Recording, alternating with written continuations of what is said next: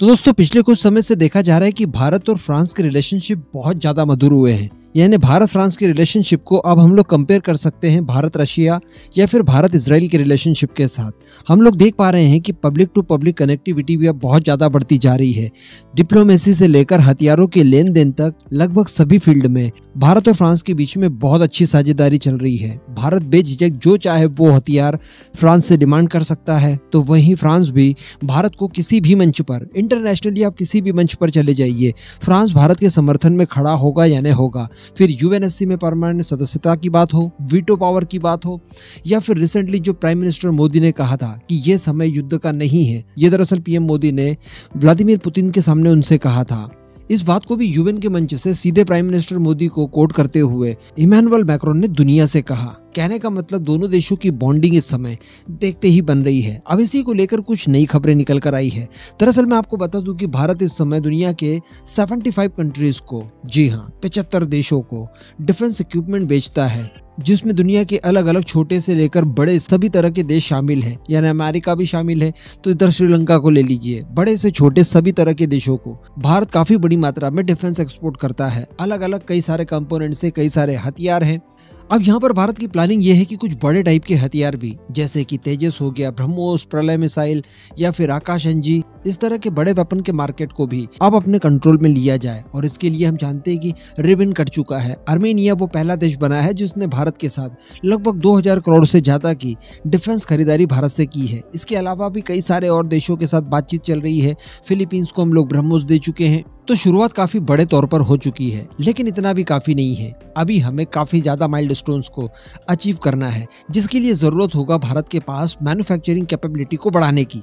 यानी आप जितने चाहे उतने हथियारों को लेकर ऑर्डर ले लीजिए, लेकिन उनकी पूर्ति करने के लिए, उन्हें सही समय पर डिलीवर करने के लिए आपके पास प्रॉपर मैन्युफैक्चरिंग यूनिट्स वगैरह सबकी चाहिए, जिसमें कि गवर्नमेंट के साथ साथ पब्लिक प्राइवेट पार्टनरशिप को भी आप बराबर अवसर दें। इसके लिए हम लोग देख पा रहे हैं कि भारत में अलग अलग जगह पर डिफेंस कॉरिडोर्स बनाए जा रहे हैं, और इन्हीं डिफेंस कॉरिडोर के माध्यम से भारत के लिए कई सारे हथियार बनाए जाने हैं। जैसे कि यूपी में कॉरिडोर बन रहा है, तमिलनाडु में बन रहा है। इस तरह से वेरियस जगहों पर भारत के अंदर डिफेंस कॉरिडोर्स बनाए जा रहे हैं, जहां पर भारत की आवश्यकताओं के साथ साथ जो एक्सपोर्ट मार्केट है उसे भी कंट्रोल किया जाएगा। और सबसे बड़ी बात कि जो आत्मनिर्भर भारत प्रोग्राम है उसको इससे बहुत ज्यादा बल मिलता है। अब बताया जा रहा है कि इन्हीं सबको देखते हुए फ्रांस इससे बहुत ज्यादा प्रभावित हुआ है। जी हाँ, फ्रांस को जो भारत के अंदर डिफेंस कॉरिडोर बनाए जा रहे हैं और जिस हिसाब से यहाँ पर काम चल रहा है, इन सब को लेकर फ्रांस काफी ज्यादा प्रभावित हुआ है। और बताया जा रहा है कि फ्रांस इसमें भागीदार बनना चाहता है। जी हाँ, एक्चुअली क्या खबर निकल कर आई है आगे मैं आपको वीडियो में बताने वाला हूं। आप बस चैनल को सब्सक्राइब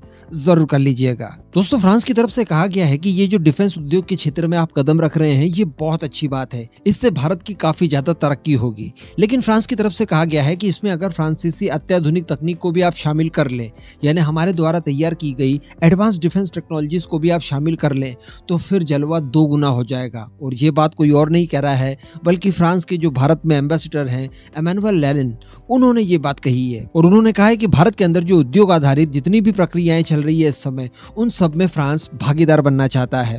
दरअसल हम सभी जानते हैं कि इस समय फ्रांस और भारत की नौसेना के बीच में वरुणा नाम से एक एक्सरसाइज चल रही है। इन्हीं सब को लेकर एक प्रेस ब्रीफिंग के दौरान फ्रांस के राजदूत ने ये सारी बातें मीडिया से कही। आगे उन्होंने कहा कि दोनों देश डिफेंस के साथ साथ स्पेस क्षेत्र में भी बहुत सारे उपकरणों को मिलकर बना सकते हैं। यानी स्पेस से लेकर डिफेंस तक सभी तरह के इक्विपमेंट्स हम लोग साथ में ज्वाइंटली डेवलप कर सकते हैं। आगे उन्होंने कहा कि फ्रांस वास्तव में आत्मनिर्भर भारत के दृष्टिकोण को समझता है और इसकी वैल्यू करता है, और इसके लिए जो भी सर्वश्रेष्ठ टेक्नोलॉजीज चाहिए होंगी भारत के सशस्त्र बलों को, वो प्रोवाइड कराने के लिए फ्रांस प्रतिबद्धता फिर से दर्शाता है। आगे उन्होंने कहा कि अगर भारत आपूर्तिकर्ताओं को मौका देने के बारे में सोच रहा है, तो इसमें फ्रांस उनके लिए एक बेहतरीन विकल्प होगा। यानी अगर भारत अपने इन सब कामों के लिए किसी भी तरह की टेक्नोलॉजीज, किसी भी तरह के स्पेयर पार्ट्स वगैरह के लिए कोई आपूर्तिकर्ता देश के बारे में सोच रहा है, तो फ्रांस उसके लिए एक अच्छा विकल्प हो सकता है। हम सभी तरह की चीजों को प्रोवाइड कराने के लिए प्रतिबद्ध हैं।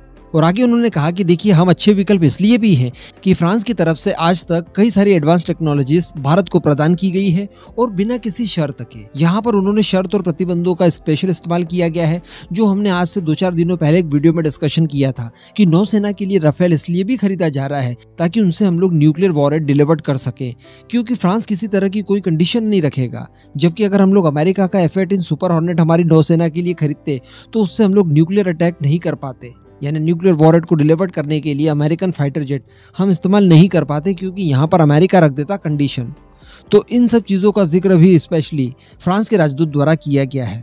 कहने का मतलब आप हमसे तकनीक लीजिए, फिर जिस तरह से आप चाहें उस तरह से उसका इस्तेमाल कीजिए, किसी तरह का कोई रोक टोक या कोई प्रतिबंध वगैरह या कोई कंडीशन बीच में नहीं आएगी। और इन सब कामों के बाद भारत और फ्रांस के रिलेशनशिप भी अच्छे होंगे और कई तरह के हथियारों को एक साथ ज्वाइंट डेवलप करने की बात उन्होंने यहाँ पर कही है।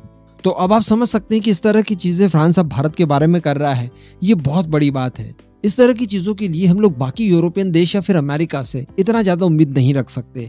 फ्रांस यकीनन भारत के लिए एक स्पेशल देश बनते जा रहा है। इस पूरे मुद्दे पर अब आपका जो भी मानना हो नीचे कमेंट करके ज़रूर बताइएगा।